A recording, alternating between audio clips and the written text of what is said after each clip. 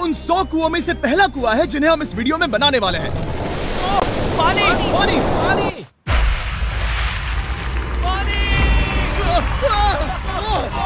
आपने अभी अभी केन्या के एक छोटे से गांव को पीने के पानी का अनलिमिटेड सप्लाई मिलते हुए देखा, वो भी सिर्फ 1 सेकंड में। अभी एक कुआं बना है और 99 बाकी है। आपको ये वीडियो बहुत पसंद आएगा। इन 100 कुओं को मिलाकर 5 लाख से ज्यादा लोगों को पीने का ताज़ा पानी मिलने वाला है। केन्या की इस साइट पर कुछ कुएं बनाने के बाद हम नाइरीरी स्कूल सिस्टम के साउथ में गए और कह सकते हैं कि उन्हें हमसे मिलकर बहुत खुशी हुई। क्या हाल है? मैंने ऐसा नहीं सोचा था। स्वागत के लिए शुक्रिया। समझ नहीं आता कैसे रिएक्ट करूं। बहुत बहुत शुक्रिया दोस्तों। हमारे आने पर इस गांव ने हमारा जोरों से स्वागत किया और नोलन इसमें थोड़ा खो गया। नोलन जैसा अजीब इंसान मैंने कभी नहीं देखा और ये मेरी गलती नहीं है। और फिर वहाँ का स्कूल देखने के बाद ये रहे हमारे मेहमान। क्या हाल है? दिन अच्छा बीत रहा है ना? सबसे मिलकर अच्छा लगा। सबको गुड डे। एक टीचर ने मुझे दिखाया कि स्टूडेंट्स कहाँ से पानी पीते हैं, जो कि एक बहुत ही अनसेफ नदी से आ रहा था। तो आपके स्टूडेंट्स यहीं से पानी पीते हैं? हाँ ये बुरी बात है। हाँ, स्टूडेंट्स हमेशा डायरिया जैसी बीमारी, टाइफाइड जैसी बीमारी की कंप्लेंट्स करते हैं क्योंकि वो ऐसा पानी पीते हैं। तो हाँ। हम कोशिश करते हैं, पर देख रहे हो ना, अब क्या कहा जाए। पर क्या करे, जिंदगी तो जीनी ही है और पानी तो सबको चाहिए होता है। जाहिर है कि इनकी हालत सच में बहुत खराब है। असुरक्षित पानी पीने से इन बच्चों की जिंदगी बहुत कम होती जा रही है, पर कम से कम इस गांव की मदद करने की हम पूरी कोशिश करने वाले हैं। क्या पता ये मुझे फिट आएगा या नहीं। मेरा सिर बड़ा है। देखते हैं पानी मिलता है या नहीं। ओह, ओह। बारिश हो रही है, क्या नजारा है। पानी जमीन से बाहर आने के बाद उसे ऐसे बैरल्स में इकट्ठा किया गया और बैरल्स को वाटर टावर्स पर लगाने के बाद आसपास के गांव के लोगों के पास सिर्फ पीने के लिए साफ पानी ही नहीं था, पर एक प्रेशराइज्ड वाटर सोर्स भी था, जिसका मतलब है कि लॉन्ड्री के लिए सुरक्षित पानी भी मिलेगा। और खींचो। मुझे बताओ ये नोलन की मॉम से कितना हैवी है? नोलन की मॉम से दुगना। ओह गॉड। मैं तुम्हें यहाँ से धकेल दूंगा। ठीक है, इसे अब यहाँ रख दो। हमने केन्या में और 20 कुएं बनाए और उसके बाद इसके जूते में भी कुआं डोंट है। वरी, मेरे दूसरे जूते में भी पानी है। मैं बताता हूँ कि हमने ये 29 कुएं कैसे बनाए। इस विशाल सी ड्रिल से जमीन में सैकड़ों फीट गहरा गड्ढा किया, वो भी पॉल्यूटेड सोर्सेज से होकर सीधे विशाल से पीने लायक पानी तक। उसके बाद हमने पाइप्स इंस्टॉल किए ताकि लोग पूरे अफ्रीका में इन हैंड पंप से पानी ले सके और नाइरीरी में भी। इसे टेस्ट करके देखते हैं। पानी जैसा है। मुझे इस 5 गैलन ड्रम को भरने के लिए 5 मिनट लगे। इससे एक दिन में कितना पानी मिल सकता है? 3600 गैलन एक दिन में। ये न केवल स्कूल के 400 बच्चों को कवर करेगा, बल्कि स्कूल के आसपास के गांव वाले भी इसका अच्छे से इस्तेमाल कर सकते हैं। पानी के लिए शुक्रिया आपका। कोई बात नहीं। ये पंप नॉन स्टॉप 30 सालों तक चल सकता है। आपको लग रहा होगा कि इस तरह का बड़ा काम करने के लिए एक बड़े गवर्नमेंट की जरूरत पड़ेगी, पर ये सच नहीं है। ये प्रॉब्लम सुलझाना बिल्कुल मुमकिन है और ऐसी चीजें करने के लिए इंसानियत को आगे आना ही चाहिए। आपके कामयाबी का राज क्या है? सच कहूँ तो ऐसा कुछ खोजो जो तुम्हें करना पसंद है, उसे लंबे समय तक करो और तुम्हें कामयाबी जरूर मिलेगी। मैं इसे बहुत करीब लाने वाला हूँ, देख रहे हो? मजेदार है ना? जरा ऊपर देखो, वो रिकॉर्ड कर रहा है। ठीक है, मैं इसे करीब लाने वाला हूँ। ठीक है। हाँ, तुम खुद को देख सकते हो। हम इस गांव के लिए भी कुआं बना पाए, इस गांव के लिए भी और इन दूसरे 12 गांवों के लिए भी। और जब हम ये पंप्स लगा रहे थे, तब हमने यहाँ के एक स्कूल को नए कंप्यूटर से अपग्रेड भी कर दिया। बच्चों को ये कैसा लगा? उन्हें शुक्रिया, सच उन्हें में ये बहुत पसंद आया। खुशी है कि सब ठीक से हो गया। हमने क्लासरूम्स में नया फर्नीचर भी लगाया, उसके साथ कुछ शेल्व्स नई बुक्स के साथ, और सभी स्टूडेंट्स को एक फुटबॉल भी दिया। थैंक यू मिस्टर बीस, थैंक यू। यहाँ तक कि सभी क्लासरूम्स में नए व्हाइट बोर्ड्स और प्रोजेक्टर्स भी लगाए। आप सबको ये प्रोजेक्टर पसंद आया? हम चौक का इस्तेमाल कर रहे थे जिससे बहुत डस्ट होता था, लेकिन आज सब कुछ साफ है। हमें इस बात की खुशी है। कोई बात नहीं, इतना तो कर ही सकते हैं। पर जब हम 45वें कुएं की साइट पर गए, तब एहसास हुआ कि वहाँ का हाल और भी बुरा है। जब भी उन्हें पानी की जरूरत पड़ती थी, तब उन्हें जंगल से 1 मील खतरनाक रास्ता तय करके जाना पड़ता था, जो एक विशाल सी पहाड़ी से जाता है। मैं जल्दी उठता हूँ, लगभग सुबह 4 बजे, ताकि मैं स्कूल के लिए पानी ला सकूँ। यहाँ से पानी निकालना सेफ नहीं है। ये जगह बहुत स्लिपरी है, जिससे किसी को चोट लग सकती है। हमने उनके कुएं पर काम करना शुरू किया, तब उन्होंने मुझे दिखाया कि वो पानी कहाँ से निकालते थे। आपको दिन में ऐसे कितने चक्कर लगाने पड़ते हैं? 2 बार। दिन में 2 बार? ओह वाह, तो एक आम स्टूडेंट ऐसा ही कुछ ले जाता है?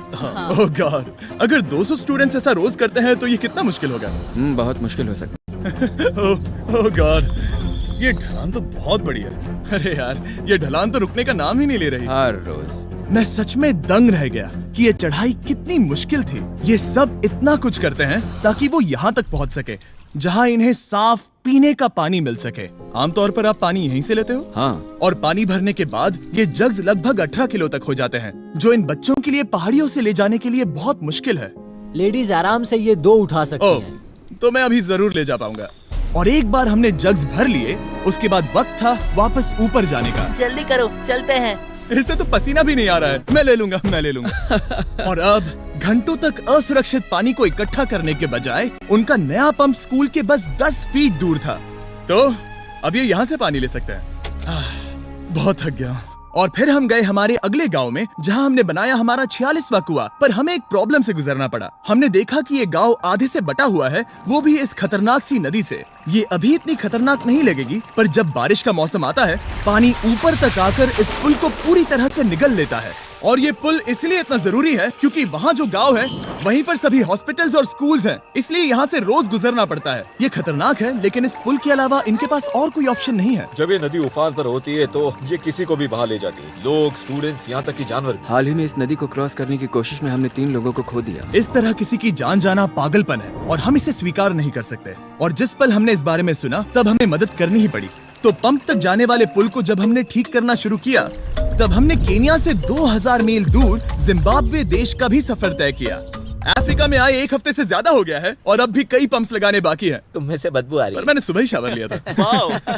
बात होते ही मैं हाथ नीचे ले लूंगा। इस काम के लिए मैं तुम दोनों पर भरोसा कर सकता हूँ? हाँ। हमें सबसे पहले एक लोकल हॉस्पिटल की जांच करनी थी, जहाँ साफ पानी की सख्त जरूरत थी। अंदर जाने पर हमें पता चला कि इस क्लिनिक की इस गांव को कितनी जरूरत थी। 1 साल में यहाँ पर कितने बच्चे जन्म लेते हैं? 1 महीने में करीब 50। इसका मतलब 1 साल में पूरे 600। वाह! पर दुख की बात यह है कि इन प्रेग्नेंट महिलाओं को सिर्फ पानी लाने के लिए 1 मील तक जाना पड़ता है और इन भारी बकेट्स को लेकर वापस आना पड़ता है। पर अच्छी खबर ये है कि हमने इनकी पैसों से मदद की यहाँ पर एक मॉडर्न पंप लगाने के लिए। संभाल के, ठीक से पकड़ो। और अब बस देरी थी इसे शुरू करने की। ठीक है नोलन, क्या तुम तैयार हो? मैं तैयार हूँ। ओवर। मुझे एक ड्रामेटिक जूम इन दो। नोलन, मैंने बटन दबा दिया है, ये काम कर रहा है? पानी आ रहा है। आप जाकर चेक करना चाहेंगे? हाँ। वहाँ पर? हाँ, चलो चलते हैं। लोगों को पानी मिलता देख मुझे आखिर बहुत अच्छा खुशी हो पानी रही मिल ही है। गया। ये सच में कमाल की बात है। हमारा नोलन एक प्रोफेशनल डांसर है। हाँ। यकीन नहीं हो रहा, मैं डांस कर रहा हूँ। वो कर क्या रहा है? सॉरी, मैं नहीं चाहता कि आप इसे और देखें। साफ पानी मिले ये पक्का करने के अलावा इस गांव में बहुत से स्टूडेंट्स को ट्रांसपोर्टेशन की भी दिक्कत थी, तो हमने इन सबको नई साइकिल्स देने का फैसला किया।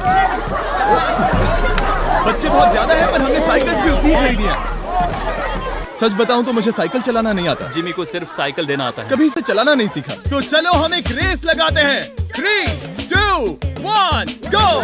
ओह माय गॉड, सभी मुझसे आगे जा रहे हैं। संभल के, मुझे चलाना नहीं आता, किसी को उड़ाना नहीं चाहता। तुम इसे चलाओगे? ठीक है, जाओ चलाओ। ओके। और इन्हें साइकिल्स देने के बाद हमने तब तक पंप्स लगाए जब तक हम पहुंच गए कुआं नंबर 69 तक। ये कुआं सोलर पावर्ड है, जो गांव के किसानों के लिए खास बनाया गया है, ताकि इनकी फसलों और जानवरों को जरूरत से ज्यादा पानी मिल सके। चाहे गर्मी हो या फिर बिजली ना हो, इससे कोई फर्क नहीं पड़ेगा। और एक पैनल है 200 वॉट्स का, जो एक पंप से जुदा है। ये पंप हर घंटे 5000 लीटर पानी खींच सकता है। बेसिकली ये अनलिमिटेड पानी का सोर्स है इस पूरे गाँव के लिए।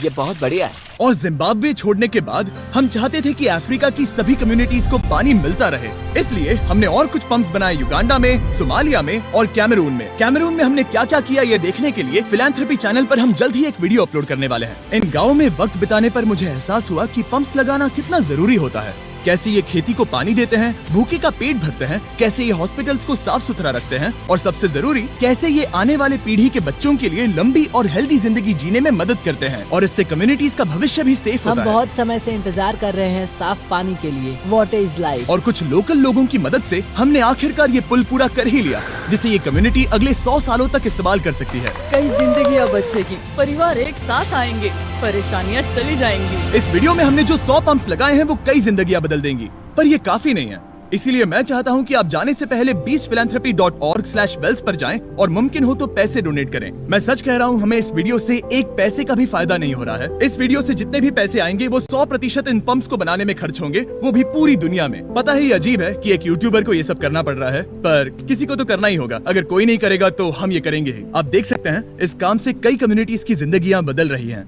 और फाइनली 100वां पंप। ओह माय गॉड, मुझे माफ करना।